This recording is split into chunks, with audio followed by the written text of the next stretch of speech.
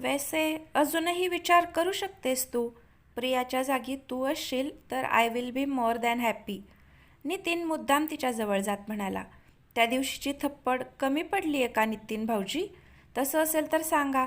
यावेळेस अशा ठिकाणी मारेन की उठता बसता तुम्हाला आठवण राहील. दीक्षानं त्याच्यावर जळजळीत कटाक्ष टाकला आणि ती ताडताड पावलं टाकत वर निघून गेली. आता पुढे. नितीन कुत्सित हसत तिच्या मागे चाललाच होता की त्याला कोणीतरी कॉलर धरून मागे ओढलं. त्यानं मागे वळून पाहिलं तर समोर दक्ष उभा होता. न्यूज आवडली हा आपल्याला नितीन, तुझ्या लग्नाची. पण त्यानंतर जे माझ्या बायकोसोबत बोललास ना, ते नाही बा आवडलं. तसंही लग्न आलंच आहे तुझं जवळ. घरचा आहेर द्यायला हवा ना तुला. दक्षने त्याची कॉलर पकडून जोरदार पंच मारला तसं नितीनच्या नाकातून रक्त व्हायला लागलं. तो कळवळत नाक पकडून उभा राहिला. हा ट्रेलर होता. साग्र संगीत आहेराचीही लवकरच सोय करू हा. तोपर्यंत एन्जॉय. त्याच्या गालावर थोपटत दक्ष वर निघून गेला. नितीन तिकडेच उभा होता. नितीन, हे काय झालं? प्रिया नुकतीच पोहोचली होती. ती त्याला पाहून धावतच आली. काही नाही. नितीनने जे झालं ते तिला सांगणं टाळलं, पण प्रिया समजून गेली. दीक्षा दिवसभर कामात घडली होती. 4च्या सुमारास तिला दिव्याचा फोन आला. तिला 5 वाजता ऑफिसपाशी यायला सांगून दीक्षा पटपट काम संपवायच्या मागे लागली. दिव्या आणि दीक्षा ऑफिसमधून निघाल्या तसा दक्षचा माणूसही त्यांच्या मागे गेला. दिव्याच्या बुक्सचं काम करून दोघी मॉलमध्ये घुसल्या. टंगळमंगळ करत, जरासं शॉपिंग वगैरे करत दोघी भूक लागली म्हणून तिथल्याच एका कॅफेमध्ये बसल्या. ऑर्डर वगैरे देऊन झाल्यावर दीक्षानेच विषय काढला. दिव्या, आपलं घर किती मोठं आहे ना. मी तर अर्धच पाहिलंय अजून. तू दाखवशील का मला बाकी सगळं? दीक्षा हसून म्हणाली. हो, दाखवते ना. अगं, आधी ना लहान होता बंगला. तेव्हा 3च बेडरूम्स होत्या. एक गेस्टसाठी, एक आईबाबांची आणि एक आम्हा तिघांची. लहान होतो ना, त्यामुळे चालून जायचं. दिव्या आठवणीत रमली होती. पण आम्हा तिघांची हे शब्द दीक्षानं बरोबर पकडले होते आणि तिचं विचारचक्र सुरू झालं होतं. दिव्या, तिघं म्हणजे अजूनही कोणी राहायचं का तुमच्यासोबत? दीक्षानं विचारलं. भाई, दिव्या म्हणाली. भाई? मग आता कुठे आहे तो? दीक्षानं विचारलं. नाही येतो आता. सोडून गेला सगळं. दिव्या उदास होत म्हणाली. सोडून गेला? पण कुठे? दीक्षानं विचारलं. वहिनी, जाऊ देत ना, नको तो विषय. खूप त्रास होतो ग. दिव्याच्या डोळ्यात पाणी आलं ते पाहून दीक्षालाच वाईट वाटलं. बरं, राहू देत. मी नाही विचारणार. पण तुला कधीही काहीही शेअर करावंसं वाटलं तर मला मोकळेपणानं सांग. Okay? I am with you. Diksha तिचा हात हातात घेत म्हणाली तशी दिव्यानं मान डोलावली. वहिनी, तुझ्याबद्दल सांग ना. तू कॉलेजमध्ये असताना एकदम फेमस असशील ना? दिव्यानं विषय बदलत विचारलं. Kind of. आमचा ना 6 जणांचा ग्रुप होता. खूप मज्जा करायचो आम्ही. पण आता आता काय? दिव्यानं विचारलं. सगळेच आपापल्या विश्वात बिझी झालेत. तिनं बाकी काही सांगणं टाळलं. दिव्या म्हणाली आणि तिचं समोर लक्ष गेलं तशी ती डोळे विस्फारून पाहतच राहिली. दिव्या, काय झालं? दीक्षाचंही समोर लक्ष गेलं. तू? दोघी एकदम ओरडल्या. फक्त फरक इतकाच होता की दिव्या एक्साइटमेंटमध्ये ओरडली होती आणि दीक्षा फ्रस्ट्रेशनमध्ये. का म्हणून का विचारता?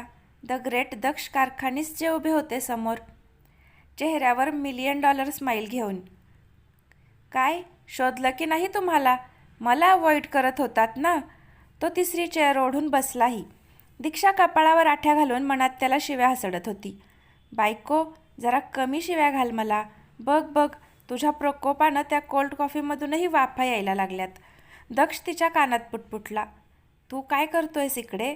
दीक्षा दातोट खात पुटपुटली. अरे, हे बरं आहे. मला सोडून तुम्ही ऐश करणार आणि मी तिकडं ऑफिसमध्ये बोर व्हायचं? नॉट फेअर ना. मग मी पण आलो मागे मागे. दक्ष दीक्षाच्या समोरचा कोल्ड कॉफीचा ग्लास उचलत म्हणाला. तुला हवी तर मागव दुसरी. दीक्षा डोळे वटारून पुटपुटली. शेअरिंग इज केअरिंग बायको. इससे प्यार बढ़ता है. दक्षने तिला डोळा मारला.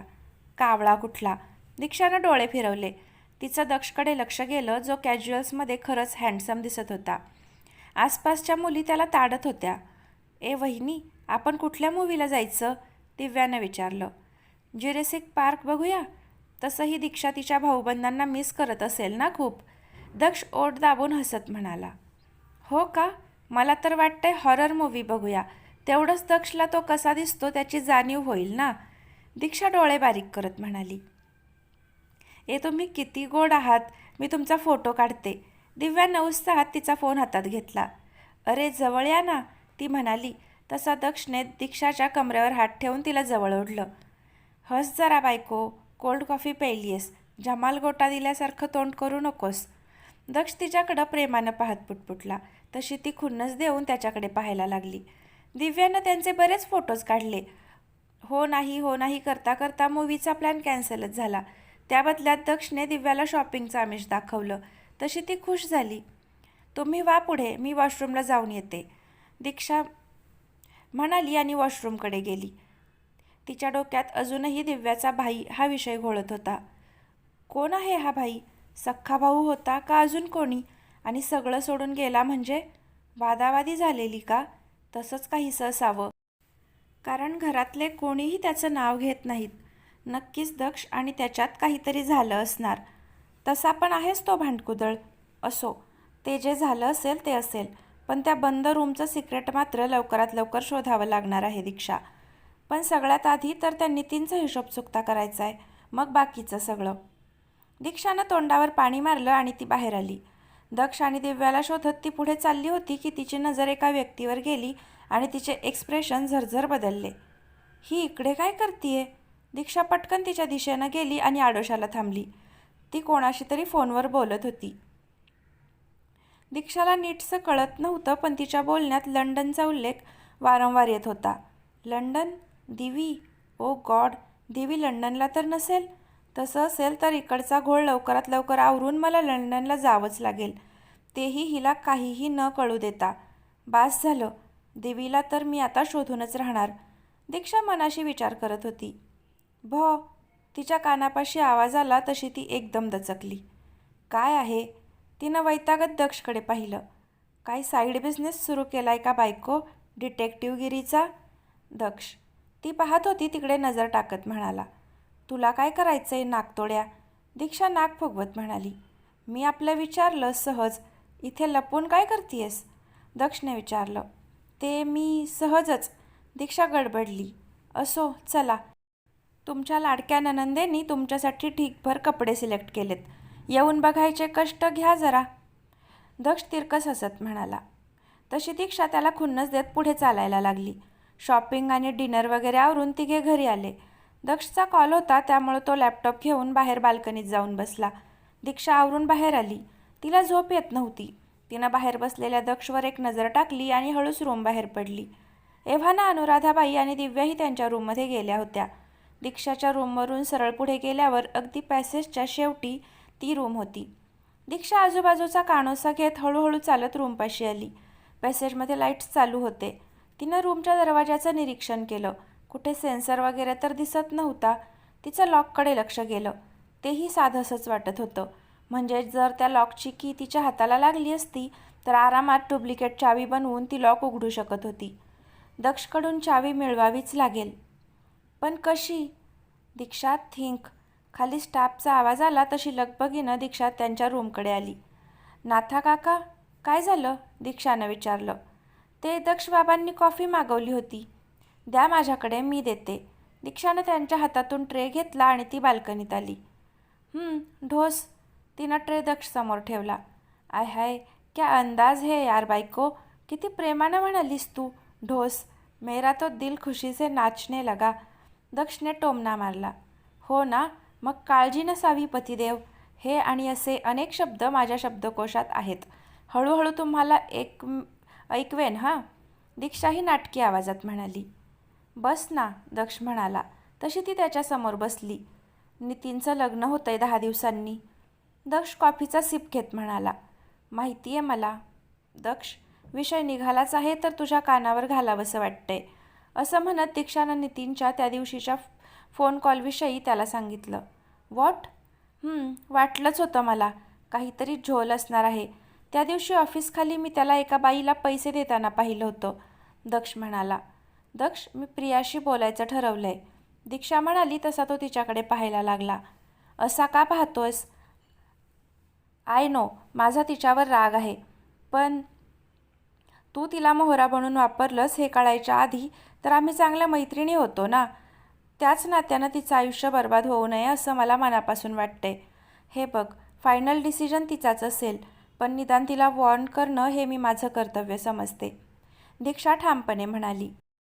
My I am impressed. ठीक आहे, बोल तू प्रियाशी, दक्ष जरासं हसत म्हणाला. दीक्षा, एक विचारू?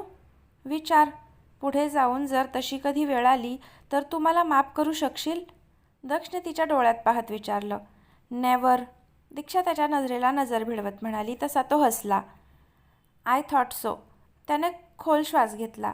Anyway, it's late. झोप तू. गुड नाईट नकटे, दक्ष हसत म्हणाला. Good night खवीस. दीक्षा नाक मुरडत आत गेली आणि दक्ष तिच्याकडे पाहत राहिला. लग्नाची तारीख ठरल्यापासून प्रिया खूप खुश होती. तिने तर लगेच ऑफिसमध्येही डिक्लेअर करून टाकलं होतं नितीन आणि तिच्या लग्नाविषयी. दक्षशी बोलल्यापासून दीक्षा प्रियाला कसं समजावून सांगावं याच विचारात होती. तिला वाईट वाटत होतं, नितीनच्या लग्नाचं नाही तर प्रियाचं आयुष्य पणाला लागणार आहे त्याचं. काहीही करून तिला प्रियाशी बोलावं लागणार होतं. प्रिया दुसऱ्या दिवशीपासून लग्नाच्या तयारीसाठी सुट्टीवर जाणार होती, त्यामुळे आजच तिच्याशी बोलायचं असं दीक्षानं मनाशी पक्क केलं होतं. प्रिया पॅन्ट्रीमधून कॉफी घेऊन आली तेव्हा दीक्षा तिच्या डेस्कवर उभी होती. तिनं आश्चर्यानं दीक्षाकडे पाहिलं. तुझ्याशी थोडं बोलायचं होतं प्रिया, तिच्या मनातलं ओळखून दीक्षा म्हणाली. बोल. प्रियाही तिच्यासमोर उभी राहिली. प्रिया, हे बघ, तू आणि नितीन दक्षच्या सांगण्यावरून माझ्याशी कसेही वागला असला तरी मी हे विसरले नाही आहे की त्याआधी आपण चांगल्या मैत्रिणी होतो. आय नो नितीनशी लग्न करणं हा तुझा पर्सनल डिसिजन आहे, पण तरीही मला तुझं आयुष्य खराब व्हावं असं कधीही वाटणार नाही. त्यामुळे प्लीज परत एकदा या लग्नाचा विचार कर. नितीनचं एकंदर वागणं तुलाही कळतंय. मला त्याच्यावर मुळीच विश्वास नाही आहे. हे सगळं मी आउट ऑफ जेलसी वगैरे बोलत नाही आहे, पण मला खरंच तुझी काळजी वाटते आहे. दीक्षा बोलून मोकळी झाली. त्याला तुझ्यापासून दूर ठेवायचं असेल तर मला त्याला माझ्याकडे वळवावंच लागेल. प्रिया ती गेली त्या दिशेला पाहून स्वतःशीच म्हणाली आणि कामाला लागली. दीक्षाचं बोलणं पटत असूनही प्रियाचं मन मानत नव्हतं. तिला वाटत होतं नितीन लग्नानंतर बदलेल, पण तिच्या या निर्णयाचे परिणाम किती भयानक होणार होते याची तिला जराही कल्पना नव्हती.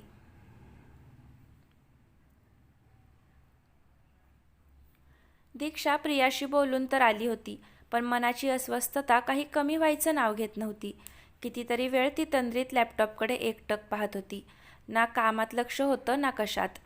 दक्ष 2 वेळा तिच्या समोरून पास झाला होता, पण तिच्या ते लक्षातही आलं नव्हतं. डेस्कवरचा फोन वाजला तशी ती अचानक भानावर आली. हॅलो बायको, कॅबिनमध्ये ये. दक्षचा आवाज आला तसे तिने डोळे फिरवले. दक्ष, हे बघ. बघायचं आहे तुला. खूप इच्छा झाली आहे यार बायको तुला बघायची. लवकर ये, दक्ष हसक्या आवाजात म्हणाला आणि त्यानं फोन कट केला. या घोड्याच्या तर बघायची इच्छा झाली आहे म्हणे. दीक्षा चरफडत दक्षच्या केबिनमध्ये घुसली. काय आहे रे, तिनं कपाळावर आठ्या घालत विचारलं. हळू हळू जरा बायको, केवढ्यांदा रे कसतेस, दक्ष कान बंद करत म्हणाला. ओव्हर ॲक्टिंग की दुकान, हे सगळं तुझ्यामुळे झालंय. दीक्षा धुसफुसत होती. मी काय केलंय आता? तू हा असा फालतू खेळ खेळला नसतास ना तर ही वेळ आलीच नसती. मी काळजीपोटी प्रियाशी बोलायला गेले तर मला म्हणाली नितीनला एक चान्स द्यायचा आहे, कदाचित तो सुधारेल माय फूट. कुत्र्याची शेपूट आहे तो वाकडाच राहणार. मूर्ख, त्याला सुधारण्याच्या बाता करतीये. दक्ष, मला काळजी वाटते तिची. दीक्षा अस्वस्थ होत केबिनभर फिरत होती. पाणी पी. दक्षने तिच्या हातात बॉटल दिली. अर्धवट राव कारखानीस, तुझा मेंदू गुडघ्यात आहे का रे? मी काय सांगते तुला आणि तू काय करतोयस? दीक्षा चिडून म्हणाली. अगं तू इकडे अशा फेऱ्या मारून काही होणार आहे का बायको? फार तर तुझी सँडल झिजेल, बाकी काही होणार नाहीये. हे बघ, प्रिया त्या नितीनच्या प्रेमात पडली ते तिच्या मर्जीनं. मी सांगितलं होतं का तिला की ए बाई हा बघा, हा नितीन एक नंबरचा नालायक पोरगा, पण तरीही ये आणि पड याच्या प्रेमात. प्रत्येक गोष्टीचं खापर माझ्यावर फोडू नकोस हा तू. अरे पण दीक्षा, नितीन, हा प्रियाची चॉईस आहे. तू इतकं समजावून पण ती ऐकत नाहीये, तर त्याला आपण काय करणार? मी नितीनला तुझ्या आयुष्यात पाठवलं, मान्य. पण बाकी सगळ्या गोष्टी मी घडवून आणल्या असं म्हणणं मूर्खपणाचं आहे ना. ती पडली प्रेमात. आता तिला त्याच्याशीच लग्न करायचंय. तू सांगतेस तिला तर तेही ऐकायचं नाहीये. तर यात माझा काय दोष? उगाच चोर सोडून संन्यासाला फाशी देऊ नकोस तू. अरे पण तो नितीन. दीक्षा हायपर व्हायला लागली होती. Dishu, come down. तू जग चालवायचा ठेका घेतलेला नाहीयेस, समजलं तुला? त्यामुळं रिलॅक्स हो. मी आपल्यासाठी कॉफी मागवतो. नकोय मला. आणि दिशू नाही म्हणायचं तू, दीक्षा नाक मुरडत म्हणाली. दिशू नाही म्हणायचं का?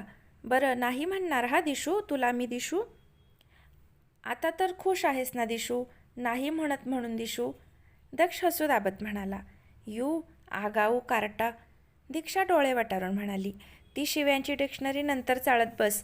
आत्ता जरा नवऱ्याचं ऐक आणि कॉफी घे, बरं वाटेल. दक्षने दोघांसाठी कॉफी मागवली आणि तो तिच्यासमोर बसून राहिला. बसल्या बसल्या तो तिचं निरीक्षण करत होता. दीक्षा डोळे मिटून बसली होती. दक्ष एकटक तिच्याकडे पाहत होता. तिच्या मनाचा गोंधळ चेहऱ्यावर स्पष्ट दिसत होता. प्रिया तिच्यासोबत इतकं वाईट वागूनही आज ती प्रियाचा विचार करत होती. या सगळ्या प्रकरणामुळे त्याचं डोकं चक्रावलं होतं. मन एक सांगत होतं, पण बुद्धी दुसरंच काहीतरी सांगत होती. दीक्षाचा इनोसन्स त्याला परत सगळ्याचा विचार करायला भाग पाडत होता. तिची अस्वस्थता त्यालाही अस्वस्थ करत होती. कॉफी आली तसा तो तंद्रीतून बाहेर आला. दीक्षा, कॉफी घे आणि रिलॅक्स होत. हा, हे बरं आहे हा तुझं. डबल ढोलकी कारखानीस. एकतर स्वतः टेन्शन द्यायचं आणि मग स्वतःच रिलॅक्स व्हायला सांगायचं. दीक्षा कॉफीचा कप उचलत म्हणाली. बायको, जरा वेळ. दक्ष कारखानीस. हाय हायचे नारे बाजूला ठेवशील का प्लीज? ती कॉफी घे थंड होण्याआधी आणि मग काय तो उद्धार करत बस माझा, दक्ष तिला म्हणाला. दीक्षाला या सगळ्यापासून लांबच ठेवलं पाहिजे हा विचार त्याच्या मनात पिंगा घालत होता. तितक्यात केबिन डोअरवर नॉक झालं. कम इन, दक्ष म्हणाला तशी प्रिया आत आली. तिकडे बसलेल्या दीक्षावर तिची नजर गेली. बिझी असाल तर नंतर येऊ का सर? तिनं विचारलं. इट्स ओके, बोल. सर, तुमच्याशी बोलल्याप्रमाणे मी लीव ॲप्लिकेशन सबमिट केले. माझ्या कामाचा हँडओव्हरही दिलाय कुशलला. Anything else? प्रियानं विचारलं. No, actually yes. प्रिया, मला प्रामाणिकपणे वाटतंय तू या लग्नाचा परत एकदा विचार करावास, दक्ष म्हणाला. सॉरी सर, तुमची काळजी मी समजू शकते, पण मला विश्वास आहे नितीन लग्नानंतर नक्की बदलेल. येते मी. प्रिया हलकं हसली आणि बाहेर निघून गेली. ऐकलंस ना काय म्हणाली? अशक्य आहे ही मुलगी. कसलं एवढं आंधळेपण की वास्तव समोर असूनही हिला ते दिसू नये. मूर्खांचा बाजार नुसता. दीक्षा परत भडकली. शांत गदाधारी भीम, शांत. मी काय म्हणतो बायको, चल जरा मस्त सेकंड हनीमूनला जाऊया आपण, दक्ष तिला डोळा मारत म्हणाला.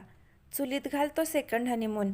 इकडे त्या बिचाऱ्या पोरीचं आयुष्य पणाला लागलंय आणि तुला हुंदडायचंय, निर्दयी कारखानीस. दीक्षानं टेबलवरची फाईल उचलून तिनं दक्षला 4-5 फटके मारले आणि बाहेर निघून गेली. आई ग, गजब प्राणी आहे हा. सगळ्या दुनियेची काळजी हिला. मूर्ख. दक्षने डोक्यावर हात मारला आणि त्याच्या कामाला लागला. संध्याकाळी ऑफिस सुटल्यावर दीक्षा घरी जायला निघाली. गाडी चालवतानाही ती प्रियाच्याच विचारात हरवली होती. दक्ष पण ना किती इझिली म्हणाला विचार करू नकोस. असा कसा विचार करू नको मी? आफ्टर ऑल हा प्रियाच्या आयुष्याचा प्रश्न आहे. ते काही नाही. आजच रात्री काहीही करून दक्षकडून ते पुरावे घ्यायलाच हवेत. कसंही करून लग्नाआधी नितीनचा खरा चेहरा प्रियासमोर यायलाच हवा. दीक्षानं मनाशी काहीतरी पक्क करत कार पार्क केली आणि ती घरात आली.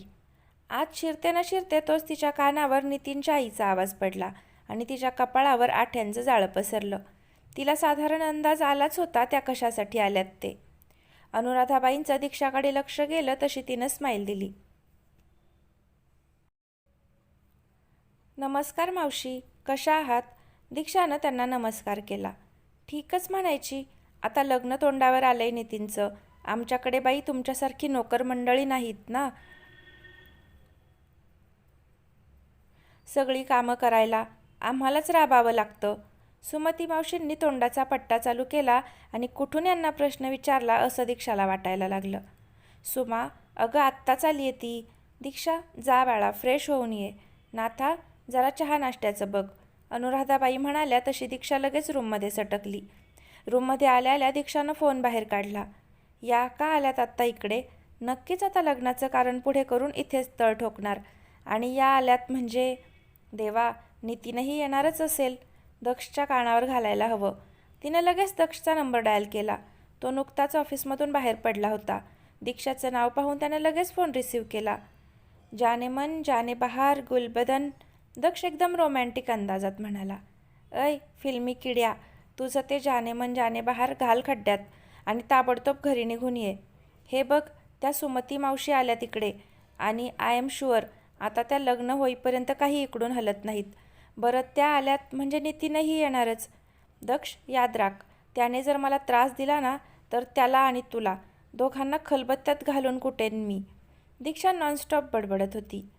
ऐ राजधानी एक्सप्रेस, ब्रेक मार जरा. अगं मावशी जस्ट आईला भेटायला आली असेल. तू नको ते तर्कवितर्क लढवून माझं डोकं बधीर करू नकोस, दक्ष म्हणाला. तू आधी घरी ये, दीक्षा ओरडली. अरे गाडीत तर बसू देत, गाडी आहे ही, रॉकेट नाही आहे, त्यामुळे जरा वेळ कळ काढ हां बायको, दक्ष गाडी स्टार्ट करत म्हणाला. बघ, हा नितीन पण आला, तुला म्हणाले ना मी, दीक्षा नितीनची गाडी पाहून म्हणाली. बायको, तू घाबरतेस की काय नितीनला, दक्ष हसत म्हणाला. घाबरत वगैरे नाही हा, तू काय टाईमपास करतोयस रे, चल घरी पोच लवकर. दीक्षानं त्याच्यावर डाफरून फोन ठेवला. शा, हा का तडफडला इकडे आधीच? डोक्याला काय कमी ताप आहे का की आता हा पण इकडेच डेरा जमवणार? जो नितीन आधी मला हवाहवासा वाटायचा तोच आता नकोसा झालाय. त्याने एक क्षणही नजरेसमोर राहू नये असं वाटायला लागले. आणि त्याहूनही अजब काय असावं तर ज्या दक्षला मी सहन करू शकत नव्हते त्याच्याचसोबत सेफ वाटते. काय चाललंय माझ्या आयुष्यात बाप्पा? दीक्षा स्वतःशीच बोलत होती की बाहेरून दिव्याचा आवाज आला. वहिनी, येतेस ना खाली? हो आलेच. दीक्षा तिच्यासोबत खाली निघून आली. ती खाली येईपर्यंत नाथा आणि सखूनं सगळ्यांसाठी चहा नाश्ता आणून ठेवला होता. दीक्षा खाली आली तसा नितीन तिच्याकडे हापापलेल्या नजरेनं पाहायला लागला. ती मात्र त्याच्याकडे दुर्लक्ष करत अनुराधाबाईंशी शेजारी जाऊन बसली. दीक्षा, मला वाटतंय आपण सगळ्यांनी लग्नाच्या तयारीत सहभागी व्हायला हवं. सुमतीला एकटीला सगळं करायला जमणार नाही ना, अनुराधा म्हणाल्या. बरोबर आहे आई, काही मदत लागली तर मला सांगा, मी करेन, दीक्षा तोंडदेखलं हसत म्हणाली.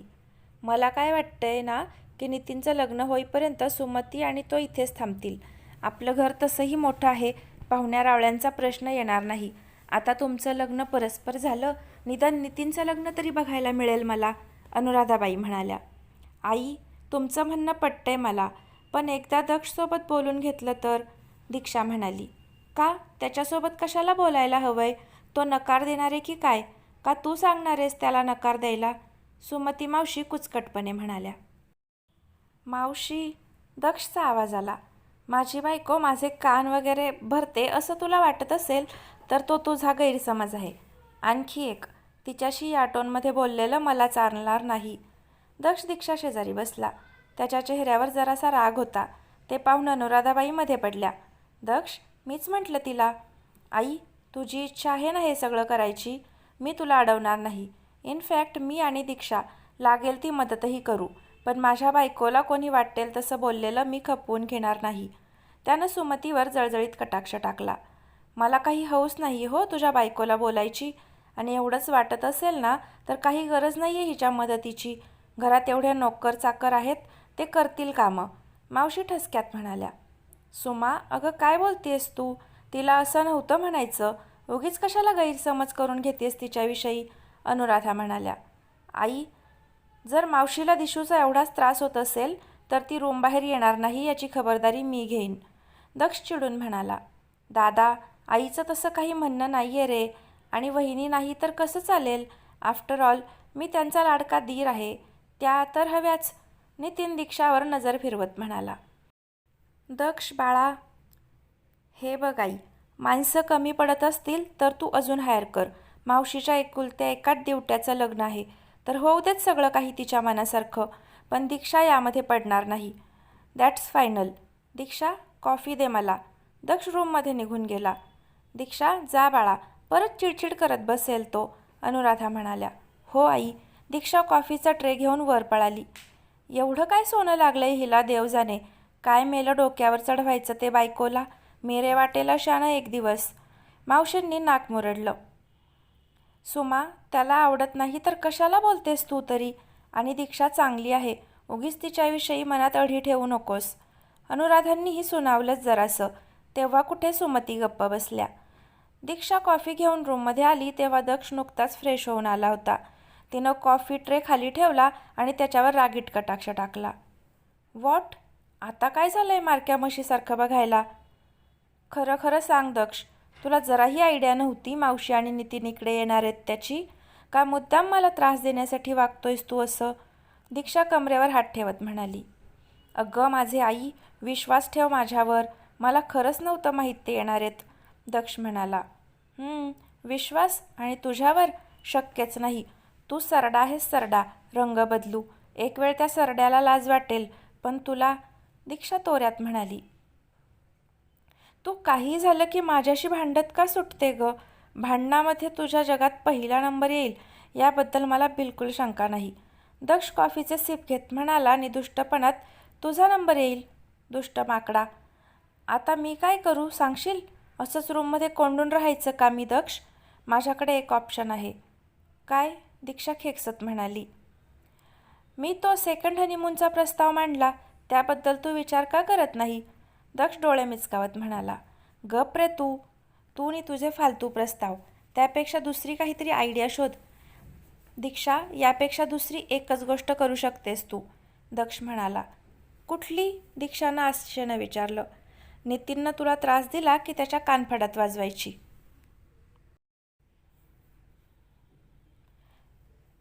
त्रास दिला दे कानफडात, त्रास दिला दे कानफडात. मस्त फटाके फुटून जाऊ देत, तेवढीच तुझ्या मनाला तसल्ली. दक्ष डोळे मिचकावत म्हणाला. अशक्य आहेस तू दक्ष.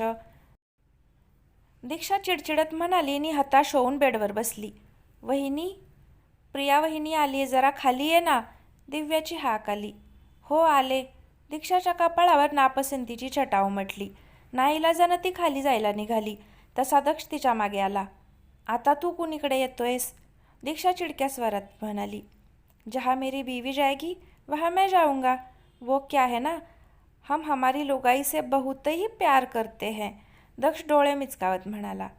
काय ही भाषा, येडचप कारखानीस. दीक्षाने त्याचा हात धरला आणि ओढतच त्याला बाहेर घेऊन आली. दक्ष आणि दीक्षा खाली आले. प्रिया हसतमुखाने त्यांना सामोरी गेली.